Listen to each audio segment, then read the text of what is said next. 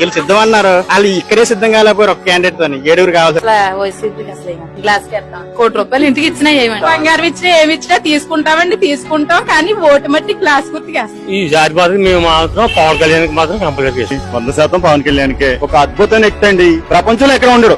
ఎందుకంటే ఒక డబ్బు మీద ఆశ కానీ సంపాదించుకోవాలి కానీ ఏదైనా ఆశ లేవు వాడికి. ఏమిని జీవితం అంతా ప్రజల కోసం వాడిని కష్టపడుతున్నాడండి. భీమవరం గాజువాక చాలా కష్టపడి ఓడించారు ఆ టైంలోని. ఈసారి అయితే వాళ్ళ తరం కాదు. గర్వంగా చెప్తున్నాం, మాది పిఠాపురం అని గర్వంగా చెప్పుకోలేగా అయ్యా చేసాడండి. ఇంచుమించుగా 50 లక్షల మెజార్టీ ఇచ్చేస్తామండి. అంటే దత్తపుత్రుడు అని చెప్పేసి అంటున్నారు కదా, ఆ మాట నిజమైపోయింది. దత్తపుత్రుడు అంటే పిఠాపురం దత్తుడండి. దత్తాత్రేయ స్వామి పుత్రుడు అయిపోయాడు కాబట్టి నేను ఎవరు ఫీల్ అవట్లేదు, పవన్ కళ్యాణ్ కూడా ఫీల్ అవట్లేదు. సంచలనం జరుగుతుందండి పిఠాపురం కాన్స్టిట్యున్సీలో. వైసీపీ కుళ్ళి కుతంత్రాలు అన్ని ఉన్న పార్టీ అది. 3,000 కోట్లు ఖర్చు పెట్టినా గానీ పవన్ కళ్యాణ్ గారికి 1,00,000 ఓట్ల మెజార్టీ అవుతుంది. జనసేన